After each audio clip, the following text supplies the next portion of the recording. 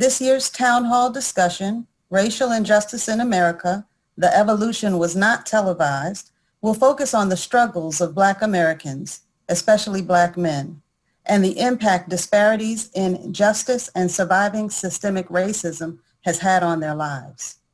In a moment, Professor Jelando Jackson will introduce our impressive panel of community, government, and university leaders. But first, we want to share a very interesting video about how UW-Madison students are coping with where we are as a world. The summer of racial unrest in America hit hard, and UW-Madison student Chelsea Hilton talks with several fellow BIPOC students who will share their thoughts and experiences from the last 8 months. Racial inequalities have been around in America since its founding times, and it is unfortunate that in 2020, those same racial inequalities are so prevalent in our daily lives and within society. This summer, we saw an uproar standing up to those racial inequalities, saying enough is enough, and putting emphasis on the lives of brown and Black bodies. Unfortunately, we saw the deaths of Ahmaud Arbery, George Floyd, Breonna Taylor, among a longer list of names, surface the media, and also, unfortunately, we saw a longer list of names that did not surface the media. We saw an uproar not only in Madison, not only in the state of Wisconsin, and not only in our country. We saw a complete uproar around the world saying enough is enough and change needs to happen. I sat down with UW students to find out about their experiences and how they were feeling with everything going on around them. Their experiences and stories deserve to be told and deserve to be heard by the campus community.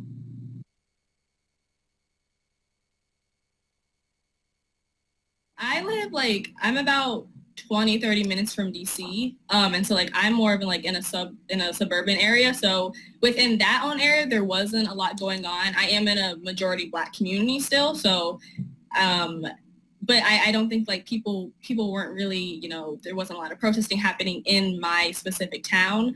And so I think me and my friend were definitely trying to figure out what our role was in, handling all of it and processing it, because of course healing to me is really important. So it's just first, am I good? How do I feel? How do my friends feel? How do, reaching out to all my Black friends, how are y'all doing? But then we did decide that we were going to go into DC and join the protest because we were this is the fact that it got as huge as it did. We decided that this is something that we wanted to be a part of. And so we did go into DC to protest. As soon as people were going outside, I was going down as well. A lot of my friends wanted to go down as well. So for the first few times, I sort of went by myself, sort of to stay distant and also sort of document what was going on because I didn't know how often it was going to happen. So I at least wanted to document some of the stuff that was going on beforehand. But it kept snowballing crazy. And DC was really bad initially because we're in the nation's capital. We're my house is maybe 30, a half an hour bus train ride to the White House. So there was a lot of people who were protesting right in front of the White House. So I was in Racine, or my parents' hometown, or my parents with their house the first couple of days of protest.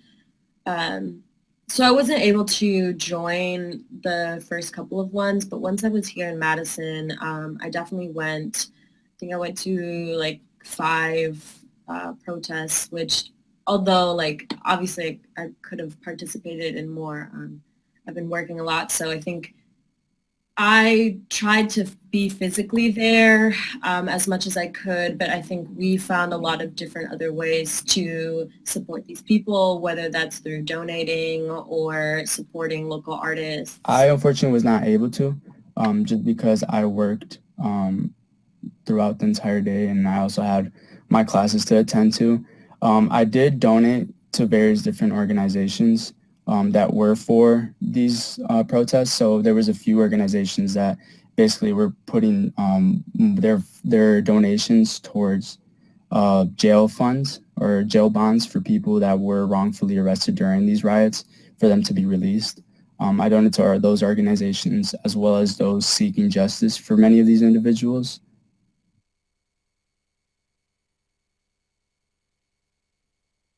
You know, if you claim you're an ally, what are you doing? Like, are you educating yourself outside of this? Are you watching videos? Are you reading books? Because the resources are out there. You just got to put in the work, and people don't want to do that these days. I know George Floyd was the catalyst for people to finally see what happens to Black people in America, but this stuff has been happening since forever. And the reading is out there, and it's not going to be the job of the people of color in our community, in the UW community, to be the teachers. I think it's everyone else in the university's job to start doing the reading and the knowledge and gaining the knowledge themselves. And I think that initiative can be the start to making things better for everyone on campus. Even if we're educated on what's happening, if we don't educate our youth, then I think we lose our steam.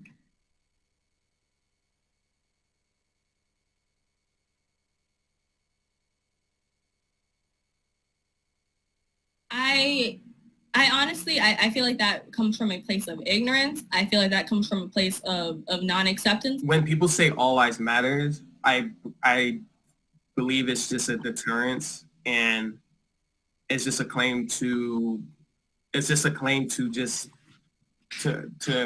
invalidate the struggles and the challenges that people of color face in the U.S.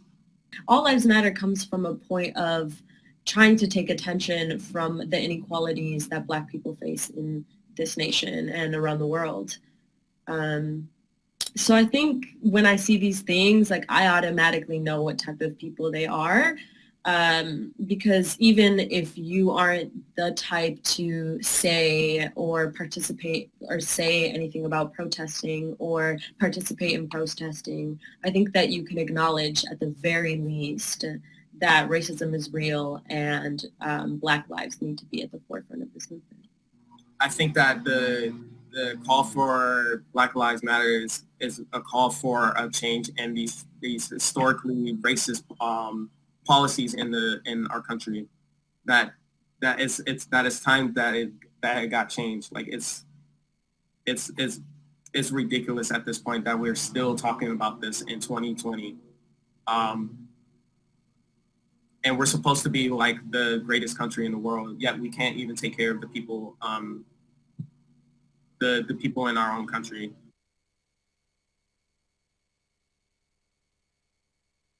People who think there's we got so many issues and there's COVID in one section and, racism and police brutality in the other section, everything is intersectional. And so I think keyword, everyone should look it up, what is intersectionalism? And I feel understanding that, we're in a pandemic that's proportionately, affecting brown and Black communities who are dying because of the healthcare system and all these different things and the police and all of it's very interconnected. And I feel as a society, if we started looking at stuff through a lens of, this is happening to so-and-so because they have this, because they're, a Black woman, and because they're a Black woman, this is how society treats them. And because there's, gender and race and all of these different things that are these different, identities, I guess you could say, that are kind of, coming into each other, this is why the things are the way they are. And so I think that, dealing with all of these, having these conversations, it's all related. And I think people need to start seeing them through a lens of these are connected and why are they connected and what are the bigger things and how do we fix it?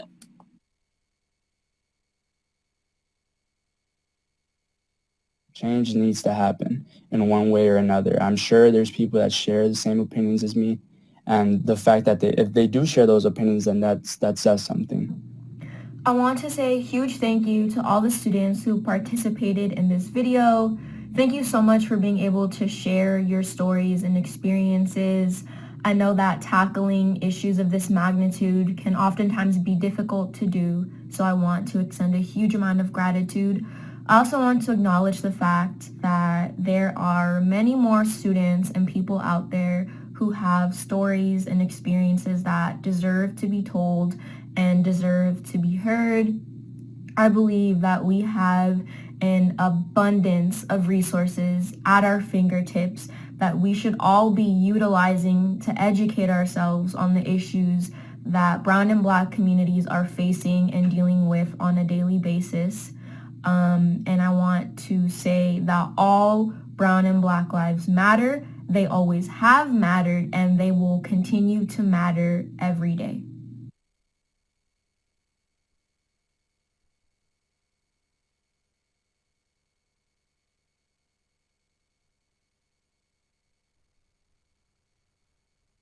Racial inequalities have been around.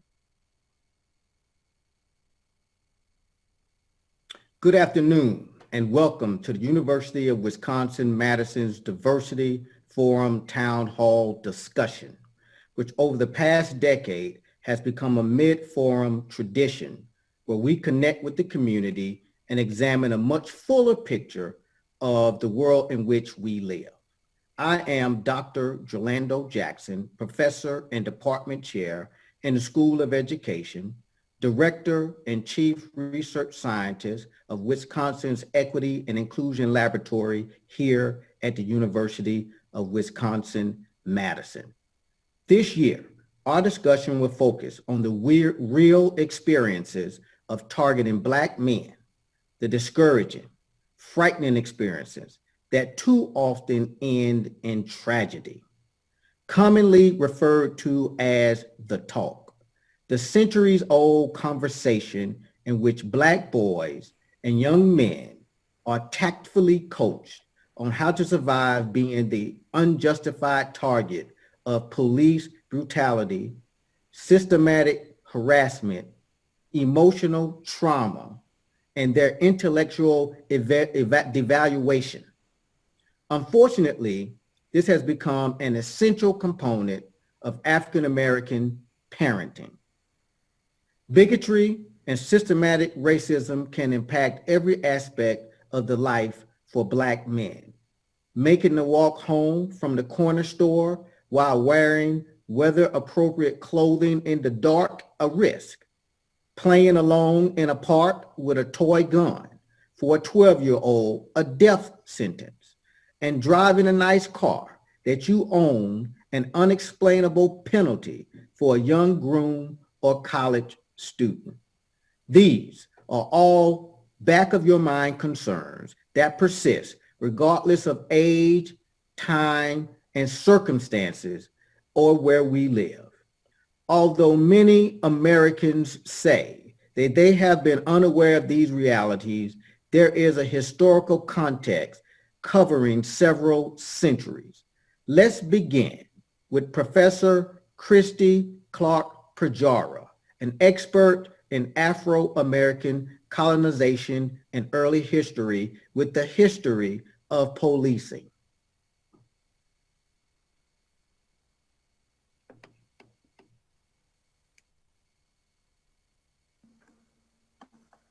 Hello, good afternoon.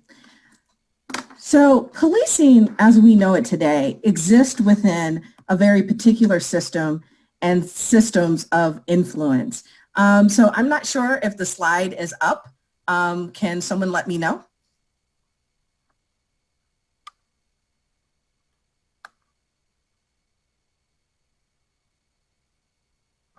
Okay, so hopefully it's on slide 2, which is a unique slave system in the Americas. Yes, I'm going all the way back to the transatlantic slave trade.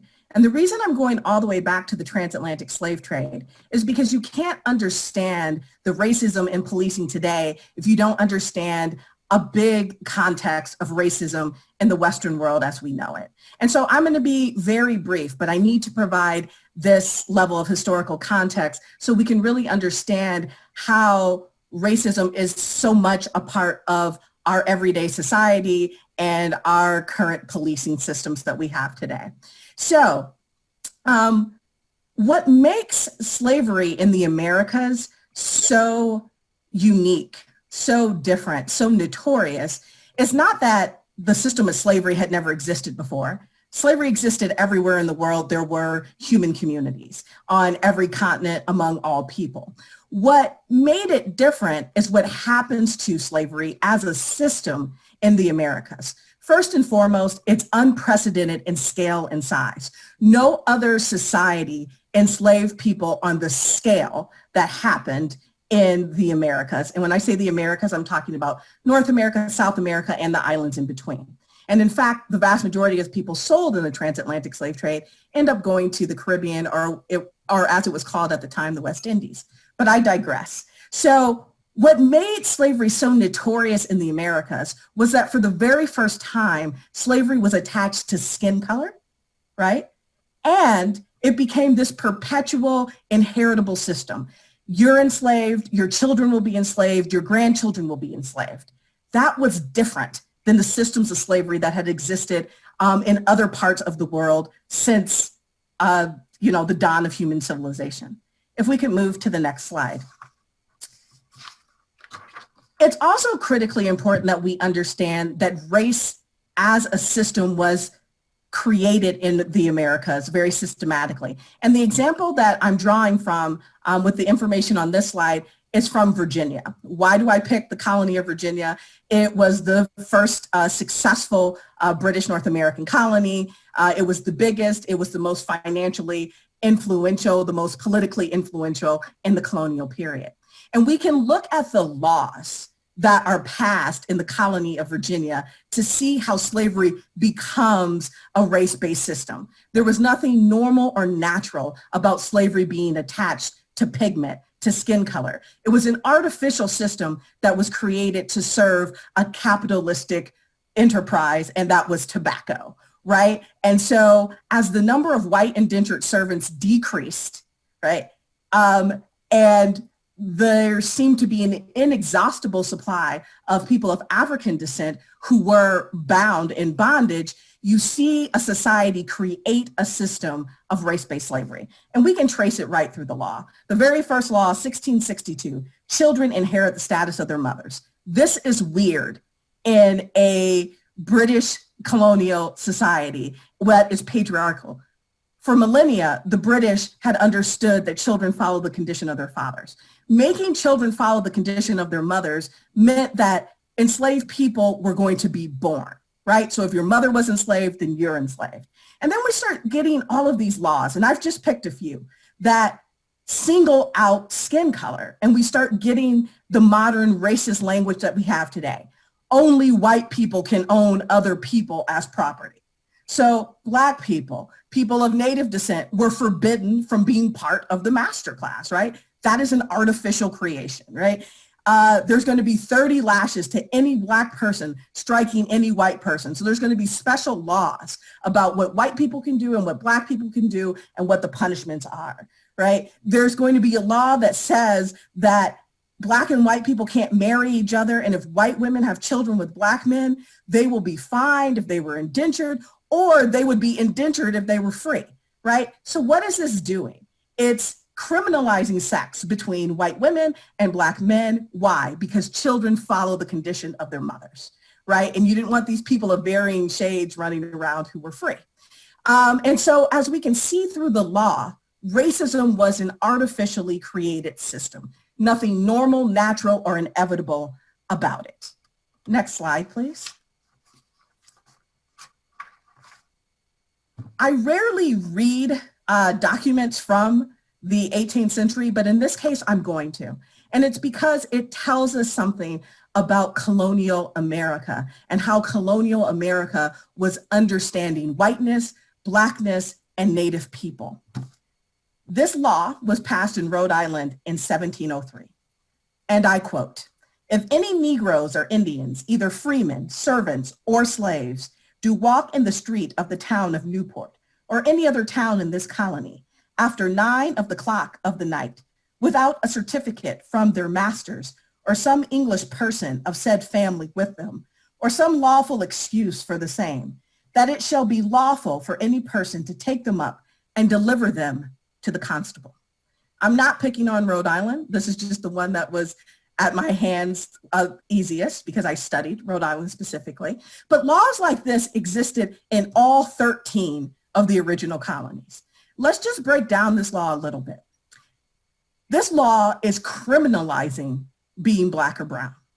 It's not criminalizing behavior, it's criminalizing skin color, right? It's not even criminalizing status. Whether you were a free person, an indentured servant, or an enslaved person, all Black and brown people were to be surveilled by white people if they were out after dark. And all white people are responsible for the policing of all Black and brown folks who are suspect, not because they've done anything, but because they exist, right? This is who America is before America exists. Racism is in our bones. Systematic racism isn't a liberal catchphrase to make people feel bad. It is a reference to something that is real. So before we ever became a nation, we were fundamentally racist as a society. And Black and brown people were targeted, not because of anything they did, but because they simply existed. So in a society in which slavery is race-based, all people of that race are going to be oppressed, are going to be marginalized in very specific ways. And this is just an example of that. All white people are responsible for the surveillance of all Black people. Okay. Next slide, please. This racism is adopted by our nation. We tend to think of the Constitution as a freedom document, and it is that, but it is also a pro-slavery document. And that is not my opinion, that is a statement of fact. It's also not surprising that it's a pro-slavery document. 2/3 of the founding fathers held slaves, and the other third were comfortable with passing a pro-slavery document. So what do I mean when I say a pro-slavery document?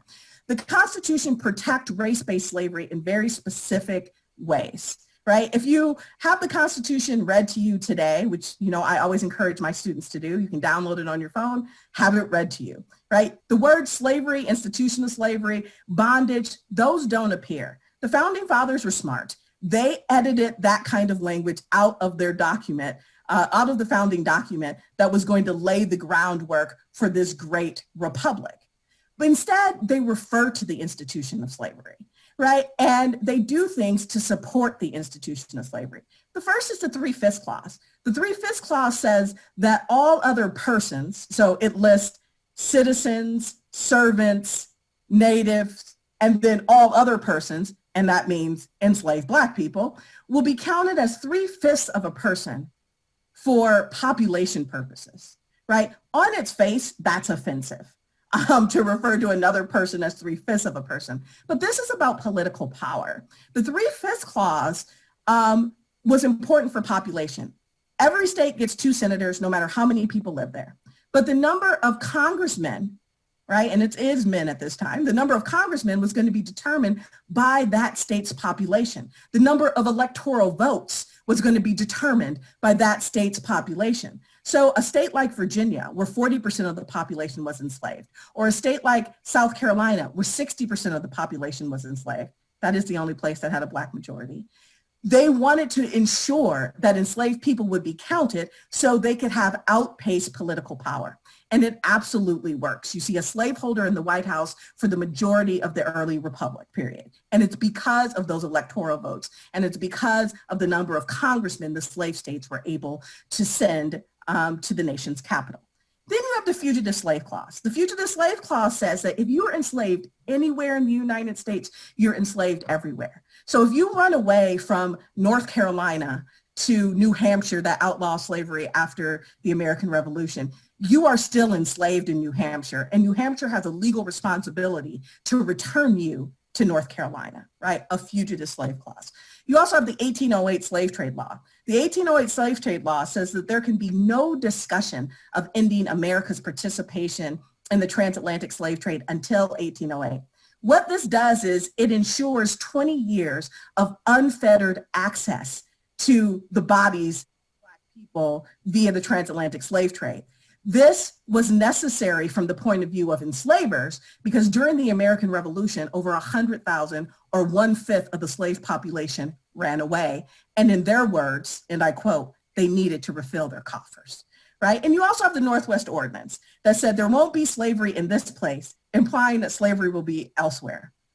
Spoiler, there was slavery in this place, including where we're at in Wisconsin, but that's another story. And finally, you get a nation that commits itself to whiteness in very clear language. 1790, the nation writes its very first immigration law in which it says you must be a free white person to become a naturalized citizen of the United States. That isn't reversed into 1952, right? So this is concrete, systematic racism. Next slide, please. Slave patrols. Slave patrols are as old as the colonial period. All able-bodied white men, whether they were slave owning or not, had to participate in slave patrols. The vast majority of whites did not own slaves, by the way, even at the height of the antebellum period. Only about 24% of white families held slaves. But all white men were required to serve in slave patrols because the labor of enslaved people was the center of the economy, and that had to be protected. And so our modern police forces grow out of these slave patrols, right? And after, and these slave patrols are focused on one thing, protecting the property of white enslavers, of white slaveholders, right? And so Black people are valuable as property of white people. And the role of the slave patrol was to keep that population in place and working. These patrols ran every night. They harassed to free Black people, and they went after African Americans that were pursuing freedom, that were in search of freedom. After emancipation, members of law enforcement commonly joined white supremacist organizations that were created to keep Black Americans marginalized. Around the nation, police departments banned Black men from serving as police officers, and they did little to protect Black Americans from the persistent violence they faced at the hands of white Americans. The atrocities of lynching throughout the first six decades of the 20th century are a stark reminder of how the nation's police departments failed Black Americans. And the so-called aggressive police tactics of the so-called war on drugs perpetuated distrust between many African American communities and the police, right? And so when we're thinking about police brutality in 2020, we have to understand that the system in which the police are operating in today is a system that has been fundamentally racist for centuries. And that is a lot to overcome. Deconstructing that is going to take, an immense effort as a society, because the police reflect who we are as a society. And because we're in Wisconsin, and because I often hear people say things like, those are Southern problems, I want to end with this last slide about Wisconsin and its history of racism. In the founding document of the state, the 1848 Constitution, Wisconsin enshrined systematic racism. In the suffrage document that was passed with the 1848 Constitution, the members of the Constitutional Convention made clear Wisconsin was constructed as a space for white people, right? So who can vote? Every white man over the age of 21 who has been in the state or territory a year. And the very first requirement is whiteness. And the second requirement is also whiteness. So that first requirement is a white male citizen. And that second requirement is a white man who's not a citizen, but just declares an intention to become a citizen, right? And then there's all of this language about what kind of Native people, what kind of indigenous people can vote, right? And that was largely a reaction to the fact that there were a few tribes within the state that had made arrangements to be citizens of the United States, so they couldn't be cut out entirely from the vote. But when we're thinking about modern policing, we have to understand that they are existing within systems that were designed to oppress Black people. So it is not shocking that they continue to do so. Thank you.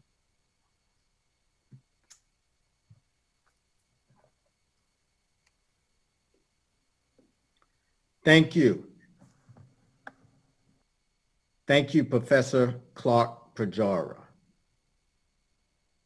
Your work is critical to balancing the documented history of African Americans who are often depicted like props in the record with unknown names and incomplete stories, despite having existed as living, full-fledged people. Thank you for bringing that context to our presentation. Today, we have 4 panelists who are going to share their insights as Black men in America and as professionals working on the front lines of social injustice.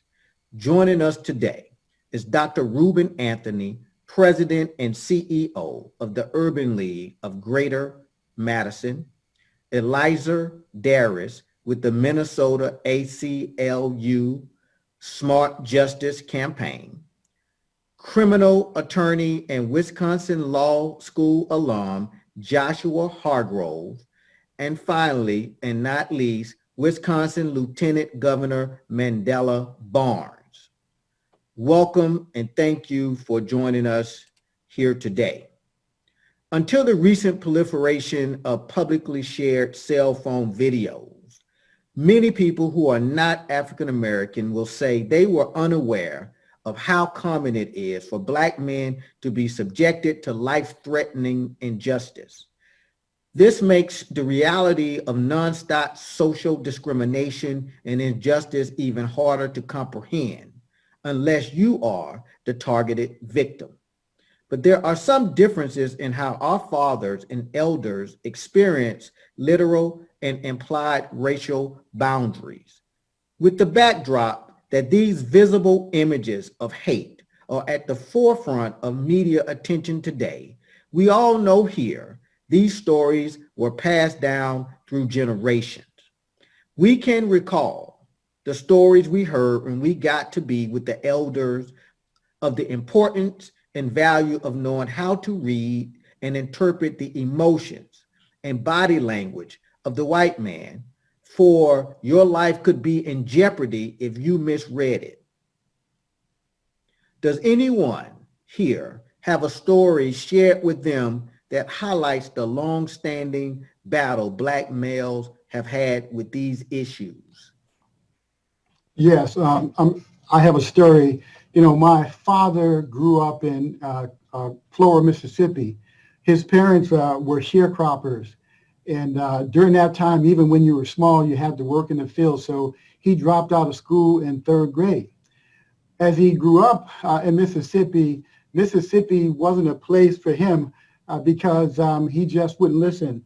And he had an incident where he got into a fight with a white store owner. And as a result of getting into that fight, his father advised him, he said, "You better get out of town, I mean tonight, or they're going to kill you. The cops are going to kill you, or they're going to let this white store owner kill you." And so he left town in 1961 and he went to New York where we grew up. And but by the 80s, he moved back to Mississippi.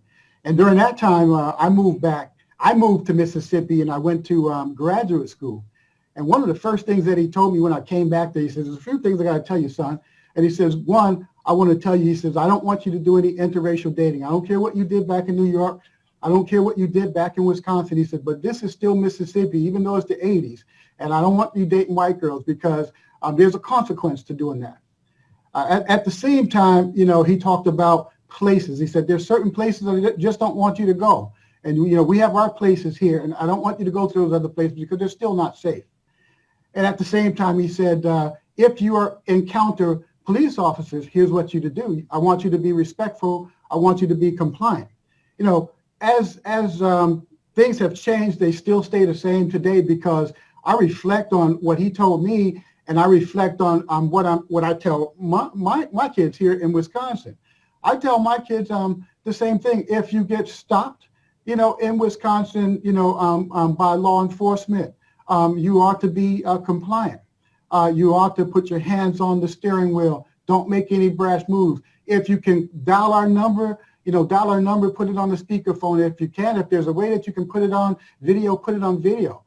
Because over time, interactions with the police has not been safe for African Americans, and it's not safe today. And as you heard in the earlier conversation, with the advent of videos, we see it on a regular basis that cops, use deadly force and excessive use of force. When they come to deal with African Americans, they're already on 10, and they don't de-escalate. So it's challenging still today. Thank you, Dr. Anthony, for sharing and putting that personal narrative and context to our discussion here today. I want to pivot and bring this closer to the moment that we're living in now and ask the question, first question popping out here to the panel: why don't people see contemporary pervasiveness in racism?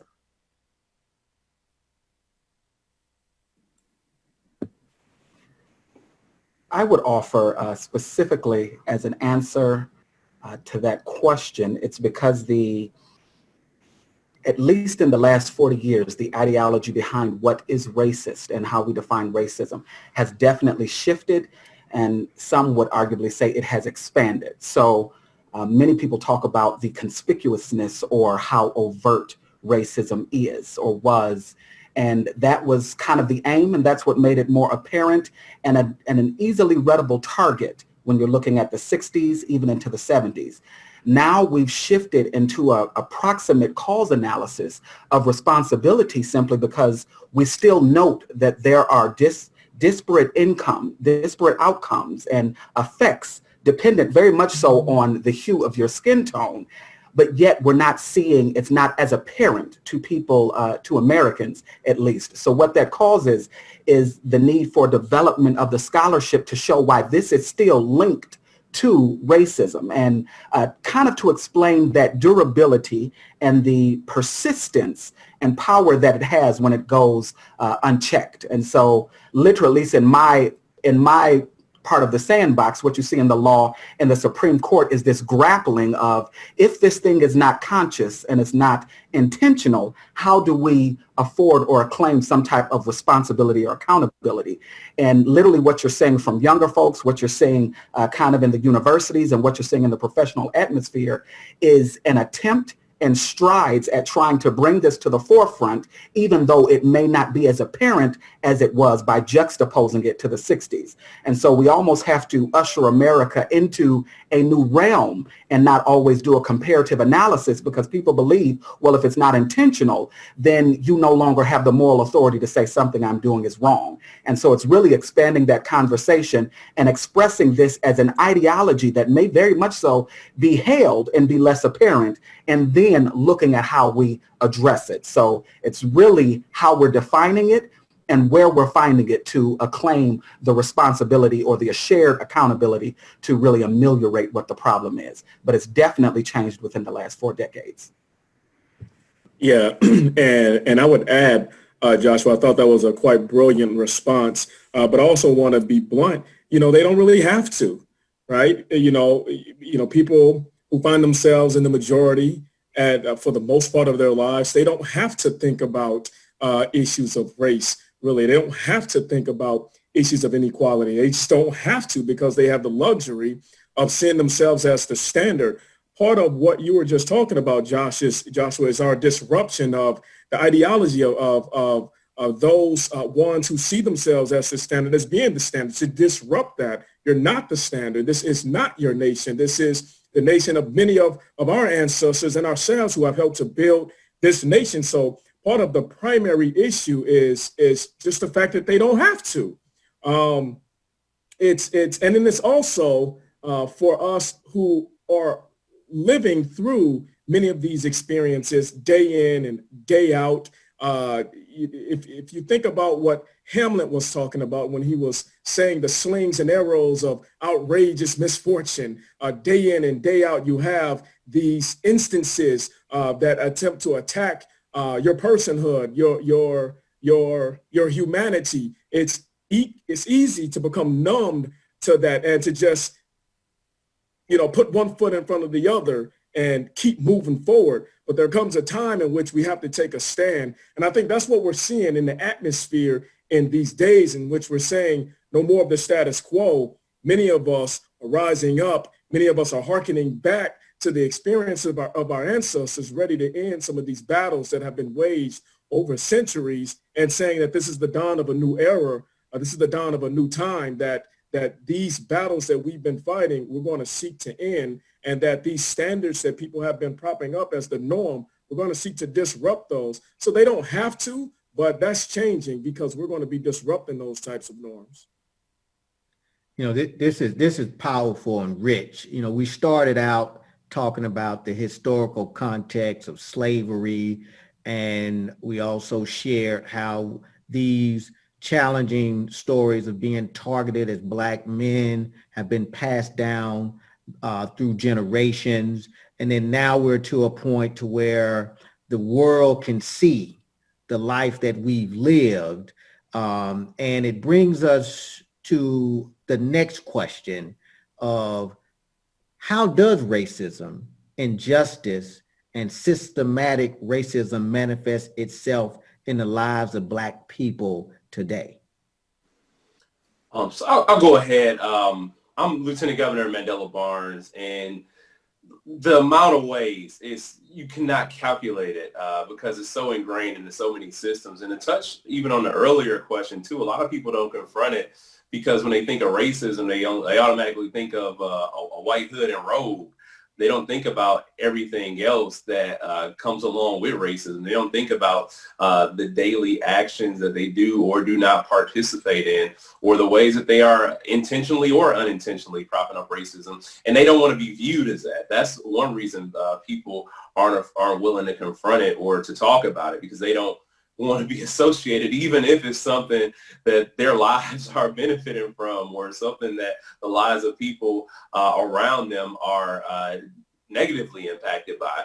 But some of the ways that we're seeing, I'll be very immediate about it and talking about issues like voter suppression. And people have seen the lines in Georgia, people saw the lines in like Houston, and a lot of people showing up to vote. All these people in line, folks waiting for hours. It's amazing. There's no way in the world that should be happening. No way in the world should people have to wait hours just to cast their ballot, to exercise their right to vote. And so voter suppression is one of the more topical ways that we see systemic racism and injustice, but also education inequities, health inequities.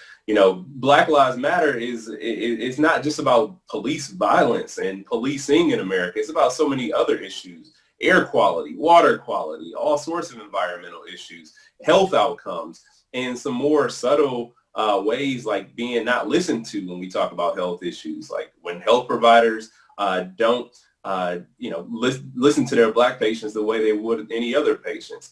And I always use this example, so forgive me if you heard it, but my godmother, she's an OB-GYN herself, and she had an issue with her eye, and she saw the optometrist, and she had eye surgery prior, and she was complaining about an issue that she had, and then the eye doctor told her there was nothing wrong with her. She's like, I'm pretty sure something is wrong with my eye right now, and he brushed her off, and she's like, I'm a doctor, right? And he's like, yeah, but there's nothing wrong. So she, obviously went and got another opinion, saw another doctor, and it's like she had to get rushed in for another procedure. And if she'd have waited any longer, she could potentially lost her vision. So that's just like one example that like is very personal to me, very close to me, because it doesn't matter what level a lot of Black folks get to. Sometimes they still, their words and taking it seriously as it should, or their perspectives aren't often appreciated as they should be. So thinking about these injustices, whether they're large or small, they contribute to lifelong burdens on on generations, I should say, of people. And, this is stuff that no community should have to bear, especially given everything that, we've been through. And our resilience is a fact, and it's something that should be celebrated, but to build up that sort of resilience means that we have been through a whole lot of unnecessary damage in this country. And I think that for the longest, these things have been ignored. And as long as they continue to be ignored, things are just going to get worse in so many other ways. You're going to see this spill over into so many other facets of society, and the repercussions, are going to be felt. And We don't want that to happen. We want to be able to live happy, healthy, and productive lives just as our neighbors do. And that should be the reality. That should be something we expect in this country. And then last thing is COVID-19, because we have our leaders that talk about it not being a death sentence, talking about it's not that bad. But if you look at the overwhelming majority of young people who have lost their lives to this virus, they have been Black and brown. And so that's what makes it easy for people in elected office and some of the highest offices to brush it off and say that it's not a death sentence and say that it's not that serious, because it is not a community that they particularly have any interest for that's losing their lives. And that's Black community, that's brown communities all across this country who are suffering because too many elected officials will disregard their lives and livelihoods. Lieutenant Governor, I really appreciate what you said. Racism is bad, whether it's intentional or unintentional. You know, I worked at the Department of Transportation for over 20 years, and I was a division administrator. And one night at maybe about 6:30 or so, I'm sitting in my office.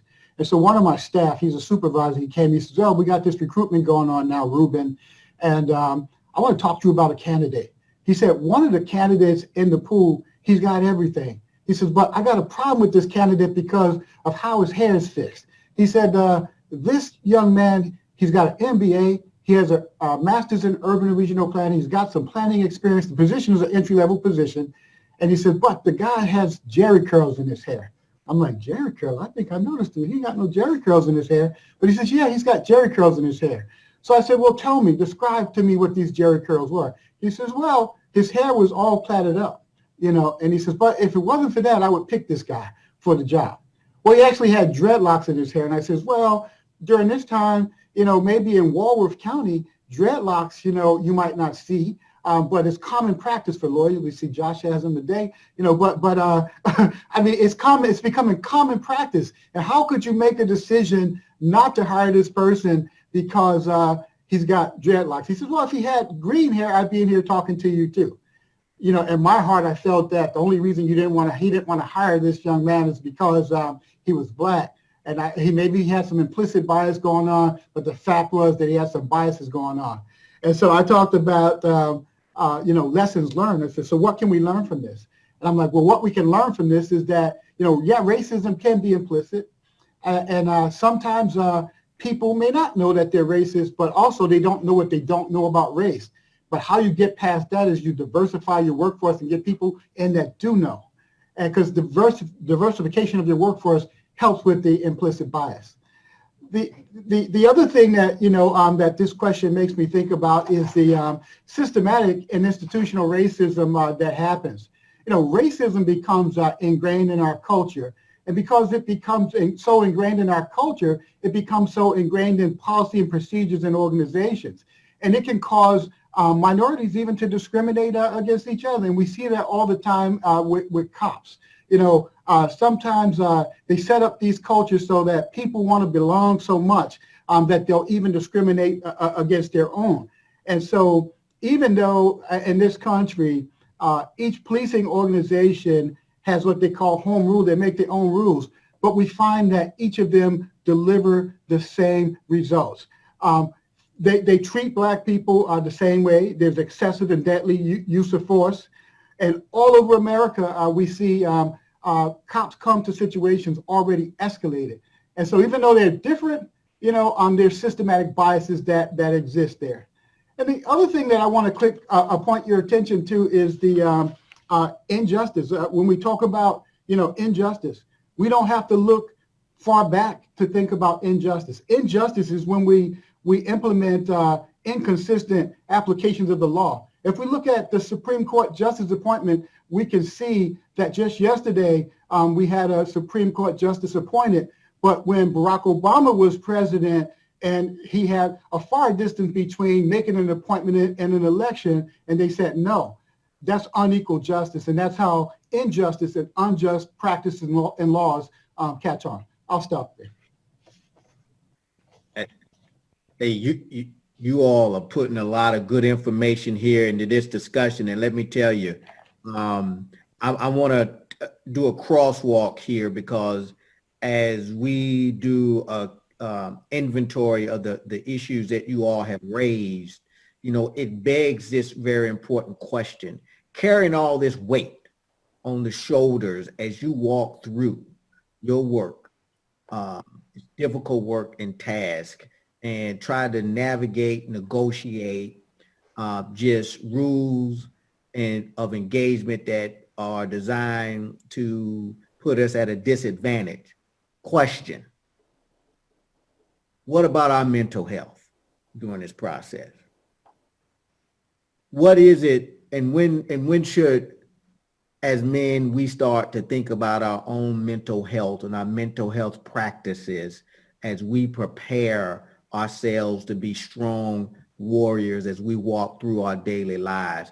Any thoughts on that evolution?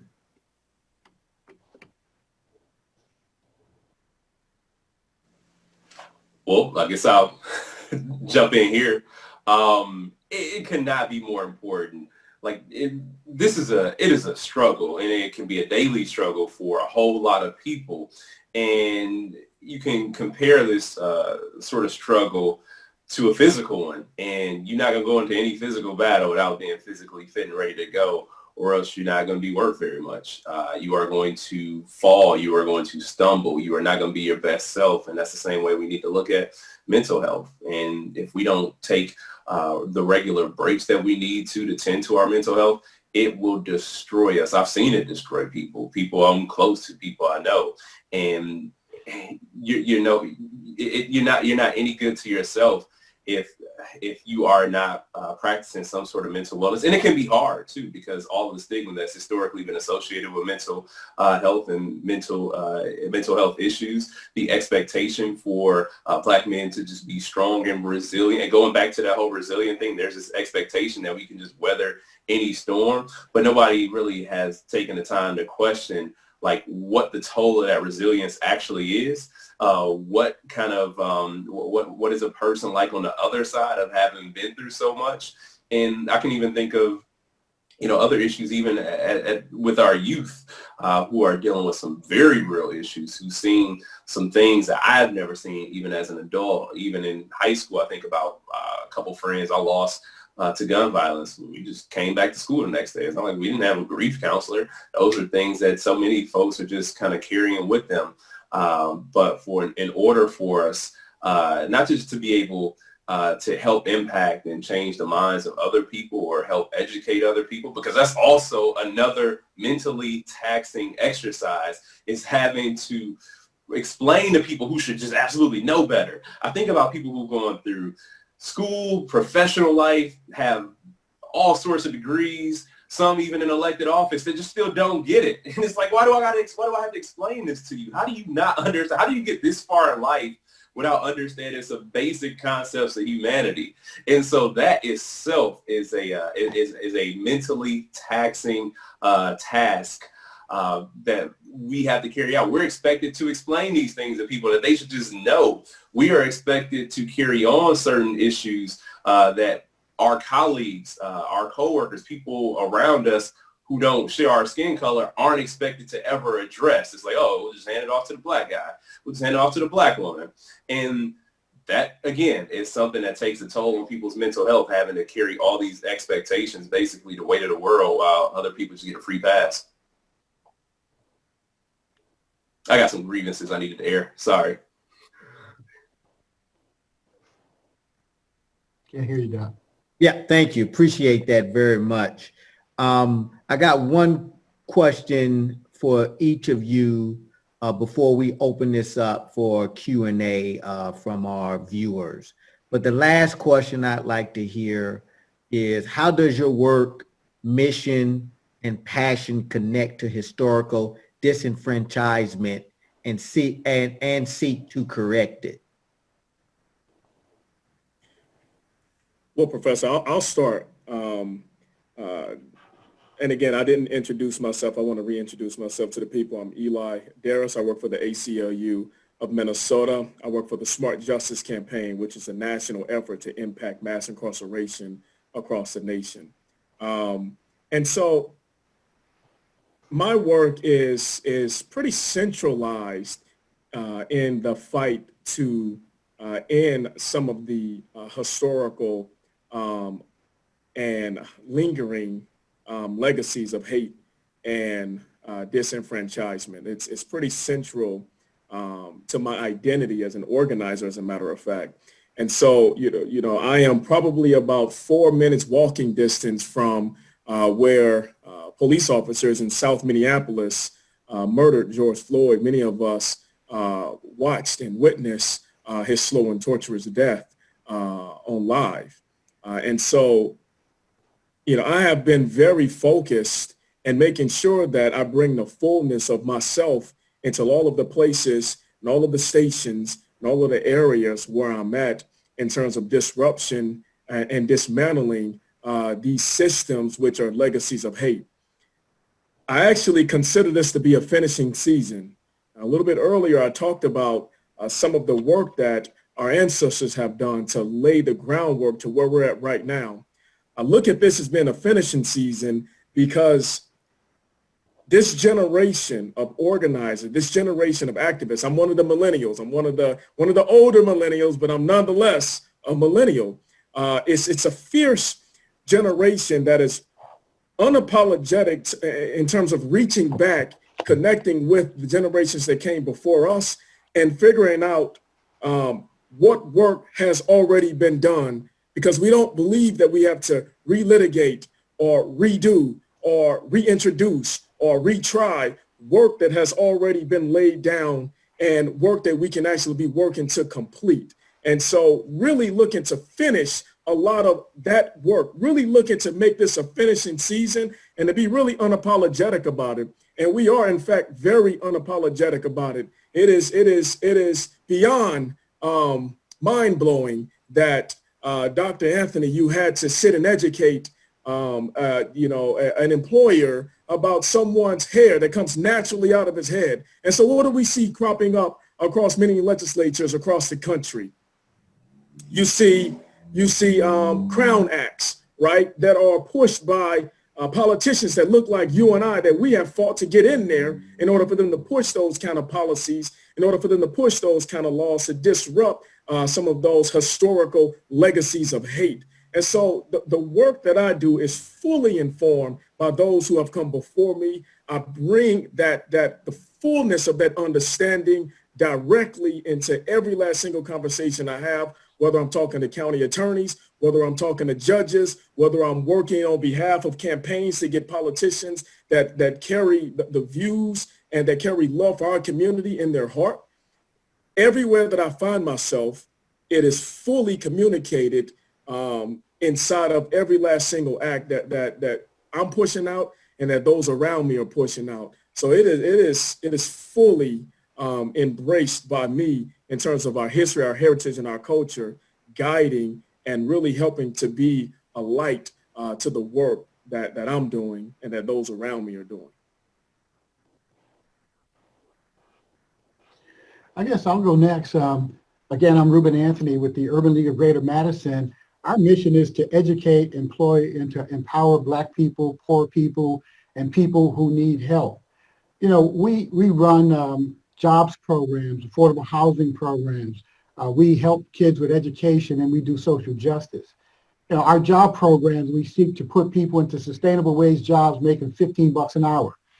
I focus on going after industries that are in demand because today people don't want to simply just train. They're interested in training that's going to lead to jobs. So we've got relationships with Exact Science for customer care, lab work. We have relationships with the trades industry where people can get trade jobs making $20 an hour or more. We have relationships with the hospitals for, again, customer care. And then we also have relationships with the city and county government performing commercial driver's license training. Affordable housing is a big issue, for us across the nation. African Americans have 46% home ownership. Here in Wisconsin, we're the third worst in the nation. We have 26% home ownership for African Americans. Dane County has 10%, so we're doing real bad in that area. But we have a housing program, one that has gone on for a long time, where we bought 54 homes, and we lease to own housing program that all those houses, except 3 of them now, went to back to the public to make them homeowners. We just started a new program that we called our Housing 2.0 program, where we got a $5 million new market tax credit allocation. We purchased 16 homes where we're going to make another 16 people homeowners right away. No down payment, wealth building accounts, and after 7 years of our financing, they take us out. They get the wealth building account and equity. We need to do things like that for economic justice. We focus also on the disparities that we find in the schools. And from the studies that we've seen that many Black third graders can't read. 48% of Black third graders in Dane County can't read, while only 11% of white third graders can't read. When we look at a regular graduation, 50% of Blacks in Dane County don't graduate, whereas 16% whites don't graduate.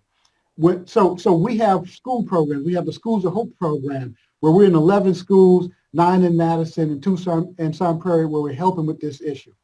One of the big issues that we're facing now is economic justice. We forget about that. We talk about civil rights, but we don't talk about silver rights. We need to get a part of the silver. Black people need to get paid for their work as well. And so, for small businesses, Black small businesses, they have trouble getting work, government contracts. They have trouble getting banking finances. With the PPP loans, where the government jumped in to help businesses, only 5% of Black businesses got PPP loans. So we're going to start a small business hub here in Madison. We just got $2 million from Dane County to help find property to do that. And we're going to put an entrepreneurship hub together. We're going to have many of the Black businesses come together with supply chain relationships and make that happen. So I just wanted to give you a little taste of what we're doing, because we believe that, we have to be on the front line in the fight, whether it's social justice, whether it's economic justice, or whether it's just fighting for the rights of our kids. I will state, first and foremost, I cradle this issue to my bosom, and I mind it very sincerely, because I realize that so many points in history we have come to a Rubicon where we have an intertwined destiny with everyone, not just the 14% of us that identify nationally as African American. And I recall when I was in first grade, I lived in inner city Milwaukee. My mother was a waitress. I remember her annual salary was approximately $16,000, and she had 4 children. And I remember us being displaced for about the 6th time. And every other Saturday, when my mother didn't have to work, she would walk us to the library, and they would have brown bags of books for 75 cents. And she would buy all of us a brown bag. And I remember I picked up one and I began reading it. And I thought I was reading fantasy when I realized that I was actually reading the Constitution. And I remember literally having a conversation with my mother about it. And it was in that moment that I believed that I actually wanted to be an attorney. And so 10 years that I've been practicing, I have always stood to realize that many times in courtrooms, be it appellate, be it the Supreme Court, and be it the district court level, you almost see reified every ism that literally plagues marginalized folks in the community. And it is my purpose, my mission, my passion, my conviction that if I'm not only, when I was a public defender in northern Wisconsin and I was the only Black person there, or when I was in Racine, Wisconsin, and you see a hugely crippled and detrimental criminal legal system, and now being in Madison where they believe they're not far from it, and when you actually look at the empirical data and what's happening in a day-to-day experience, that it's very much so the same side of a coin. It just looks different under different lighting. That I needed to be a conduit of information and resource to people that normally did not have access and did not have a voice. And I think what really generates me is that when people we refer to as the framers literally wrote the Constitution, I believe very much so, even though they were being inauthentic, that they knew they were writing something or penning something that was very much so a fictos or a fiction. And what brings me such jubilation is that Black people turned that document into something that genuinely needed to be appealed to and striven for. And that is my life's purpose. And I see that happening in courtrooms. It requires being uncomfortable time and time again. It requires very difficult conversations, but it also requires having an objective every time I enter in a space, that if I want to amalgamate a consensus, I need to enter that discussion with that ability. And so I would offer that we also have to make sure we're looking at how we're having the conversations, because if we're going to have any political change, we're going to have to get a consensus, and we're going to have deep, very realized, essential conversations. But myself as a practitioner, as a senior associate at a private law firm, that is what I try to do day to day in any amount or in any area where someone is stratified. And it's why I mind so much, because I believe it is the pervasiveness, it is the detriment, but it is also the glee that is how Black folks have made America an actual place. We have brought a moral uprightness that we're still trying to do. And that's what I try to do in my own little corner of the sandbox.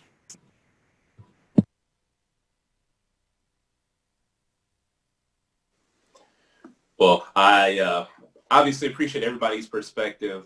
I guess I'll try to be a little bit brief here. But, you know, the work in doing this, for me, like, I am fortunate that it started before I got to this position. I'm also fortunate that pretty much for my professional life after college, I have been able to be in a position where I have been able to advocate these issues, or I have been able to speak freely about those important topics.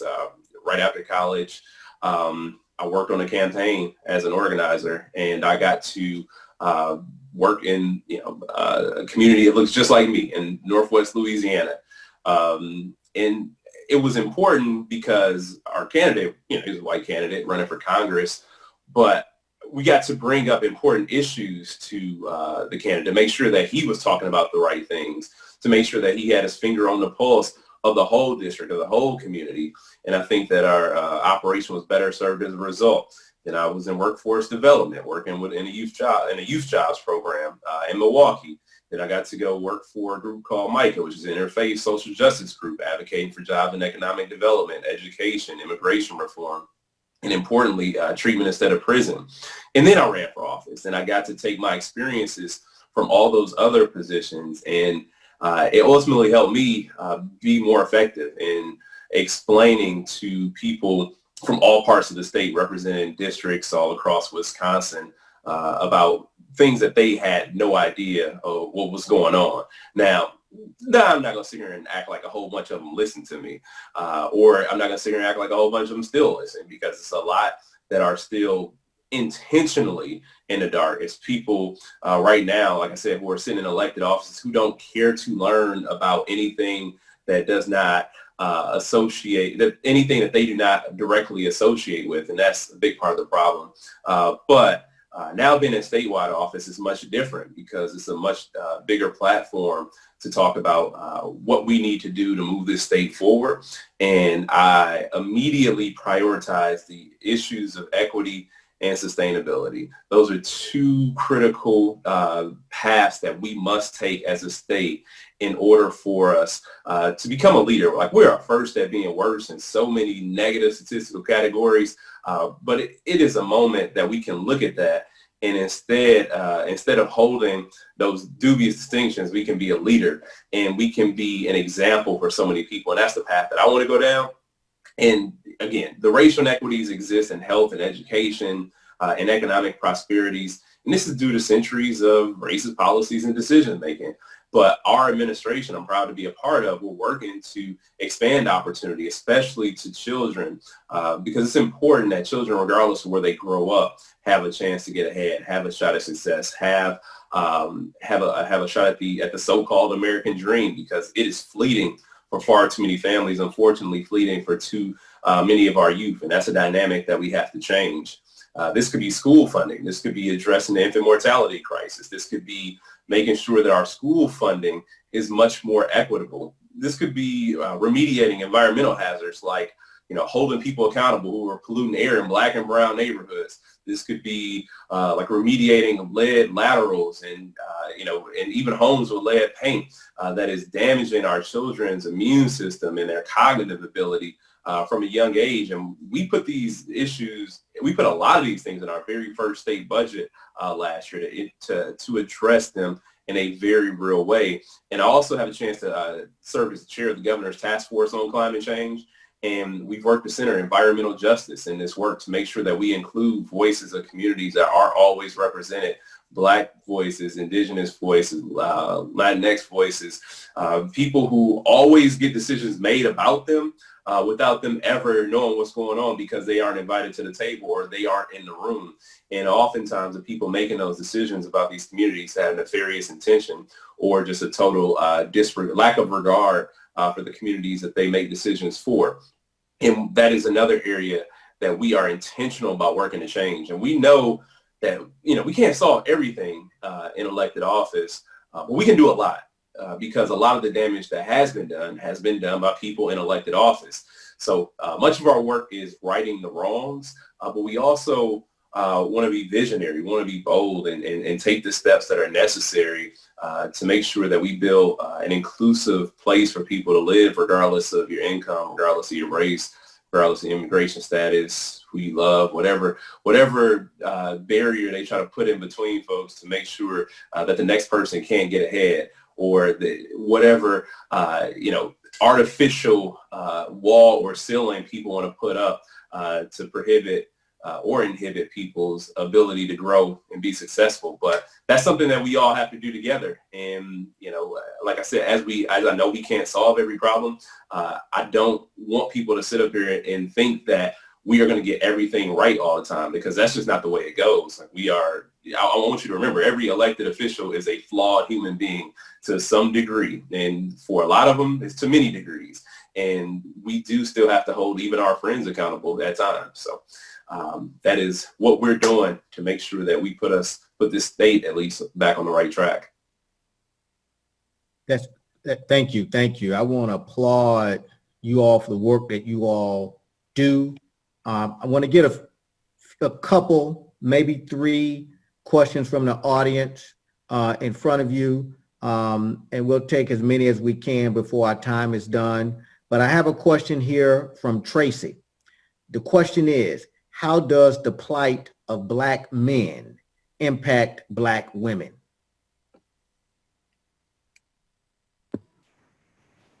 My answer was going to be how it doesn't would be far more consternating to me.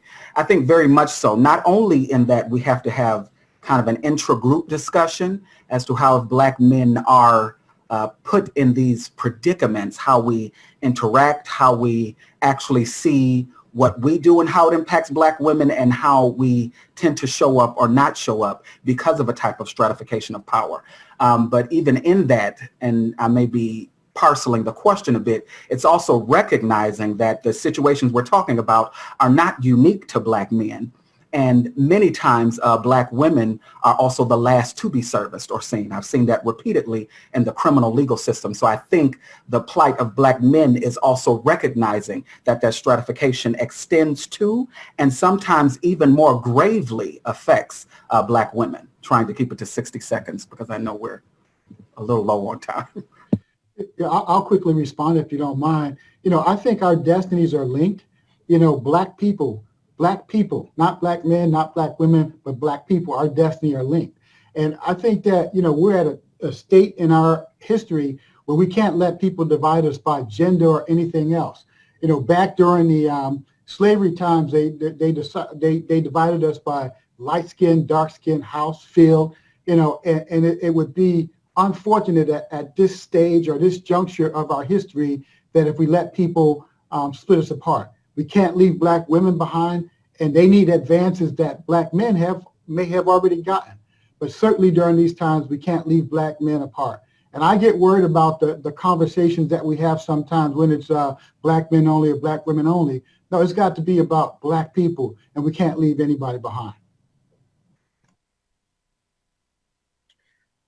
I got another question here from Anna I want to share. What advice does the panel have for the Black and Brown community members at UW or any predominantly white institution?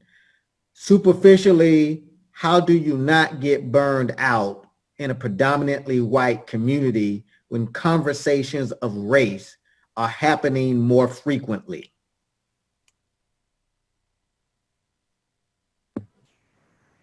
I'll address that as I matriculated through UW-Madison and then the law school here. Sometimes I feel like you have to have indefatigable stamina, which is not the most feasible to have.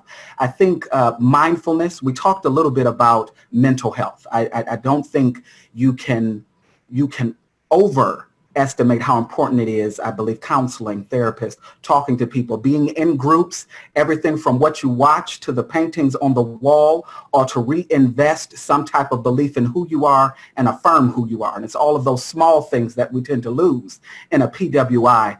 I remember many times between 2004 and 2008 having to labor in these conversations, from the chancellor down to different provosts, down to my professors, even a linguist professor that taught a 600-room class where there were two Black folks that they needed to use the N-word so they could learn to disempower language, and taking those fights on to Library Mall. And I think lots of times what you have to do, and what I would do if I was talking to my younger self so I wouldn't be exhausted, is to literally be intentional when you have a conversation. Just because if you find this to be important, you are going to be very careful about the amount of energy that you expend in every conversation. My grandfather, I believe, put it best. He said, if you holler at every dog that barks, you'll never finish the race.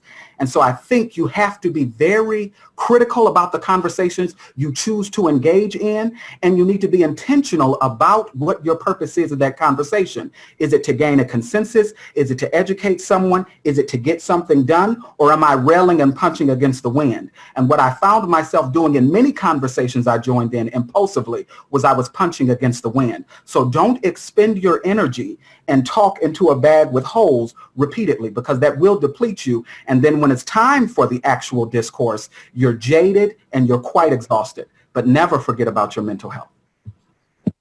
Yeah, I think that was so spot on. I answered that question in the chat a little bit. I really love the variances that you brought to answering that. And it's going to be critical to really monitor ourselves as well, as we're doing this work. It could easily jade us. It can easily burn us, because if we're not taking care of ourselves with self-care, we could be burning our wick at both ends and making ourselves not even useful to the movement in and of itself. And so as you're going about doing this work, really make sure you have an eye to, what is my self-care practices? What am I doing to make sure I'm filling myself back up as well? Because we don't need to be just going and filling up other people's buckets and pouring out ourselves and educating others consistently and constantly. We're not refilling and refueling ourselves. And so I really love that idea, Joshua, in terms of like really making sure that we're reinvesting inside of ourselves. We're surrounding ourselves with people and imagery that validates and that lifts us up. I would also say really look at this thing strategically, tactfully as well. And, really make sure that, the actions that you're engaging with, you have a win strategy, you're building and growing power. That means sometimes you're going to be building and growing power with people who don't look like you. Those are sometimes going to be some of your strongest allies. They can speak in spaces and places where you won't be as listened to, but they can go in there and speak and utilize their voice in order to push the policies and practices that we actually need to get pushed, and to really help to disrupt and eradicate practices and policies that we need to be destroyed. And so look to grow power as well, so that you can help to bring in more people up under the tent to share the load. And sometimes they may not look like you. And if you're at a predominantly white institution, they're not going to look like you. But that doesn't mean that they can't be allied with you to help to eradicate and end some of the practices that we're trying to disrupt. Can I just make a brief comment? So I would say, seize the moment. You've got an opportunity where you have the ear of the university. In fact, you've got the ear of the world.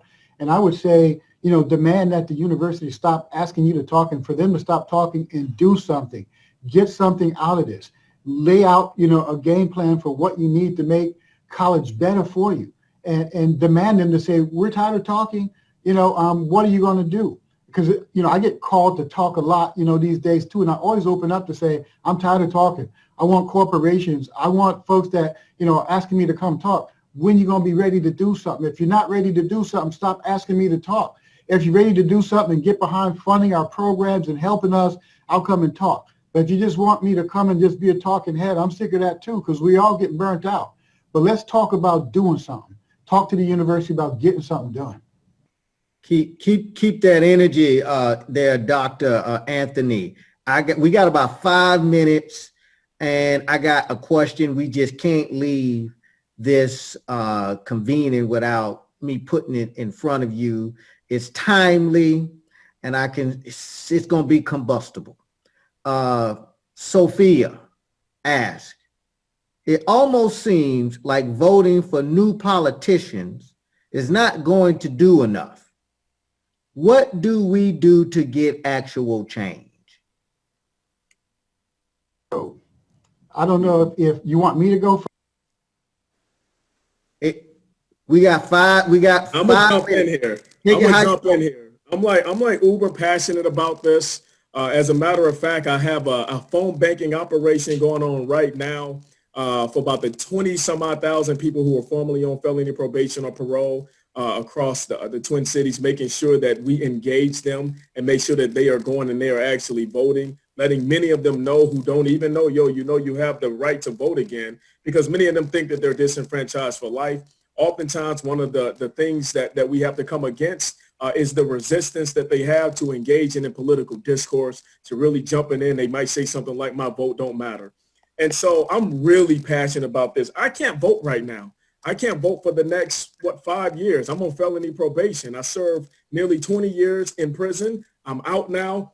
Every single year I get thousands of people to the polls to vote, and yet I cannot vote in Minnesota because I'm out here paying taxes. I'm out here abiding by the laws, rules, regulation, guidelines, restrictions put in place by elected officials and non-elected officials, and yet I cannot vote at all. But I stay engaged and I stay connected because what I recognize is the power of the ballot to create the world that we want around us, especially when we have people that we elect, people who we work to elect, who will carry our voices, carry our views, and make sure they push and drive the agenda. It's critical, however, for us to make sure that we show up for them, to make sure that those other people see them as having grown power, right? And so we can't just get people elected and then sit back and say, now it's your job, right? It's also our job, once we get them in there doing the hard work, to get them in there to make sure that we also show up for them. Sometimes we got to pack the city halls. Sometimes we got to pack the state halls. Sometimes we have to pack these buildings and let them know these issues matter to us, push and drive the agenda. I mean, these laws are going to be passed one way or the other regardless. They're going to pass laws. You are going to obey by those laws, and you're going to be incarcerated for not obeying by those laws. And so why wouldn't you make sure that you are actively engaged in making sure that your community and your voice gets the best piece of the pie as possible, and to make sure that people are there who can represent your views and your values? Because if you're not in the game, right, if you're not at the table, you're on the menu. That's the bottom line. If you're not actively engaged and involved, well, then you're on the menu. I mean, so like the notion, the idea that we don't need to engage in the very process that is building the world that we see around us, to me, it's outrageous, right? Why ask me not to engage in the very process that people who don't look like me, they have been able to build their empires upon? And yet we're supposed to disengage and find a different kind of way? No, we're going to actively engage, take over these political processes, utilize what I like to call electoral justice to push and drive the agenda that we need to get pushed and driven. And to just add on top of that, just to finish it off, like, it was really incredible. The person, who is in elected office right here, like I closed on the last statement, you got to hold people accountable. And remember that it does not end on election day. Elections are just step one. People look at it as, okay, well, we got this person that we like elected, and all of a sudden it's all over. Or the person we didn't want to win got elected, now it's all going to hell. But we need to remember that it does not matter, because there are always more election cycles to come. And in the interim, we have to continue to organize around those issues that we are passionate about, those issues that we care about, the issues that are going to move our communities forward. So just do not look at, especially with a week to go before the most consequential election of our lifetime, until the next election, which is going to be the next consequential election of our lifetime. But don't look at it as a finish line. Look at it as a mile marker, because we got to keep going regardless, and we have to hold whoever it is accountable after they take office. So let me get a 1 minute closing statement from both Dr. Anthony and Attorney Hargrove. Dr. Anthony. Okay, so one, voting does matter. If you don't vote, don't say that when you're in a jacked up situation. If you're not going to vote for yourself, I say vote for kids of the future. And I will tell you, though, this whole fight that we've seen on the streets where we've been protesting and doing all that, the fight for civil rights, the fight for the movement is fought at all types of levels. Don't quit the fight now. Don't quit the fight now. Stay in the game until November 3rd. Cast your vote. If the folks from the civil rights era, if they were to quit, we wouldn't have the opportunities that we have now. And so now the baton is being handed to you. Finish the race, finish the fight. I would simply offer that every space you are in is a transformative space. And what I heard her stating is that voting is not enough. And I completely concur. It is not. It is not simply the agent of change. It is not the only agent of change. Wherever your feet take you, you are to use that space to interact, to communicate, and to declare something that can alter the space and whatever that ism is that is plaguing that space, be it your Facebook. Clearly, you understand under Trump that it doesn't have to be on official media, right? You can do it on Twitter. You can do it in the classroom. You can do it in the bathroom. You can do it in your dormitory. And I believe when you look at these issues as a tactician, you will begin to look at different ways to dismantle and pull apart and reassemble what is needful for your community. So don't just look at the bird's eye view of something, but truly look at yourself as a walking agent of change. And you're not the thermostat, you're the barometer. You don't just reflect what the temperature is. Someone comes up to you to change what that temperature is. And I think if you look at it like that, you'll see far more spheres of influence, and you'll see far more places where you can become far more efficacious in everything that you do. And I hope that you carry that with you to the ballot box. All right, attorney. I thought you were attorney, but you might be a pastor. But thank you for that. It's been an honor. It's been a pleasure. We're at the end of our time, but please go to the resource list on diversity.wisc.edu to get more information on this discussion, including ways to get involved as partners, volunteers, and allies. We need everyone to get engaged. Thank you to our distinguished panel for sharing their experience and expertise.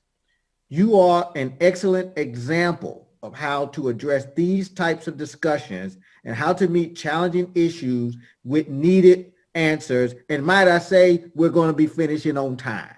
We would like to get your feedback. Look for our surveys that you will receive after the second day of the forum. Good evening and thank you.